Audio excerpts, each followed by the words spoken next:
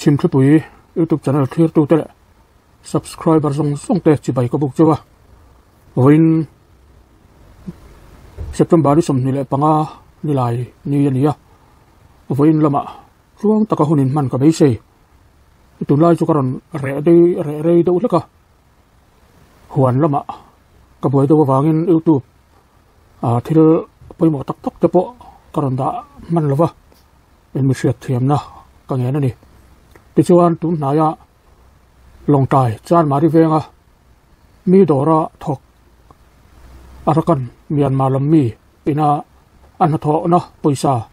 cheng nuai som chuang atan bo pui chung chang kha kan sevakin rin oma kha poisa ru tu kha voin lama district zela dalu ali to thu tun tuma hian kan ngai tha ho do na ni long tai chan mari venga a thona dora poisa cheng nuai som chuang tan bo pui tu arakan Myanmar lam mi mong u ming kum som ni le pasari chu voin ni akhan long tai district zela dalu ania kan siat theu to angin September ni som ni le pani sang ni som ni le pali pathian ni zana khan long tai chan mari venga Emmanuel store nei tu ten an dora an chor mong u min kum som ni le pasari u mo sen ang fapa arakan Myanmar mi ral tlan long taya khosamek chuan a thona dor bung ruwa lak na tur le benga dalu tur cheng luai som chuang hret chu dor nei tu te scooter manga tlan bo puin nimin thole zandar khat le achan ve borvel khan til tlang south police ten an mana poisa hi cheng luai sari sin kwa sanga za sari police te hian an mulet le ani mong umin hian poisa atlan bo puina scooter petrol hi azo awangin long tai khobul lok mam pui khuwa khen ma in kongsira anu chia thotan ni kha ania thotan ni a hian keini mam pui a huana kan kala tu ta chon mam pui wele khoi tu ten kongsira scootin muem ti te min lo zota chu khatilam kha kan lo ngai ven vak lo wangin kan mu om kan lo thelova maro chu kan holama mam pui khuwa khen ma a long tai le mam pui in kara he scooty hi mu ania kan han dinga kan han check vela abul vela te akhal tu omangem tin kan han ku ka maro chu re rui meya chu tiang chuan engma chan kan han oma tha te kan la long tai lam kan chho san le ta he scooty nge hi he rupa hian tan bo na alo mana chu alo nia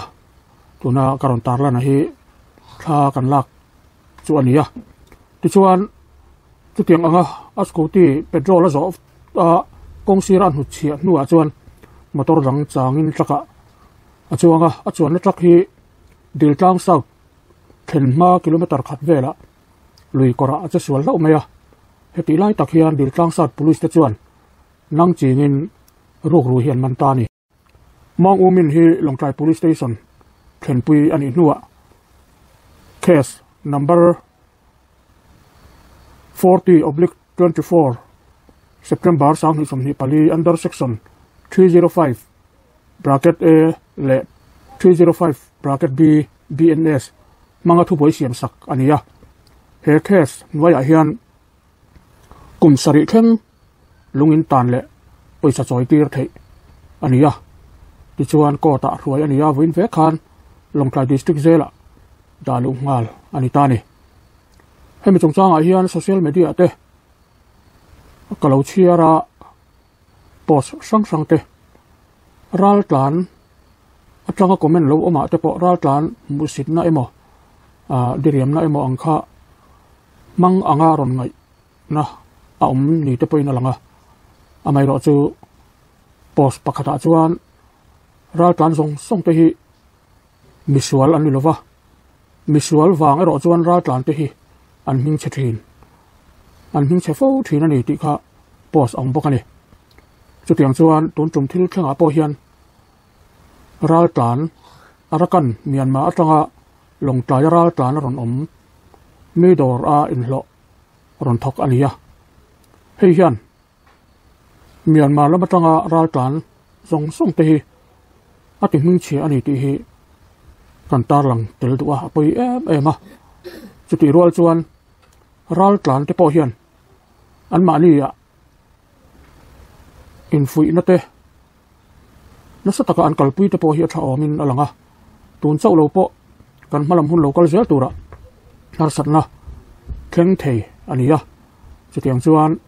tuna kan in sum don ton mek na hian tluang taka dorkai le dorkai te kan in sum don ton thei na turin ru thiang lim tak kan put apui ma em a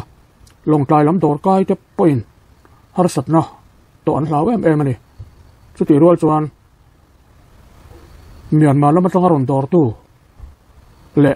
Myanmar lama tanga ral tlan te atanga har satna lo thlang thin hian he in sum don ton na po hian har satna ala thlen se lang ti hi ala khop maya chuwang chuan kan film khur tlan angai takiseta tin kan tlan tlan te po angai ani het heng mi sual te awanga aram mi te ming chiat na lo om thei hi kan luai bo vat apoi ma em ani ti kha ra tlan lam te po in kan lo hiat rang atha ome ole kami chungchang kha khati chin kha du to kila in sawa in mang thau le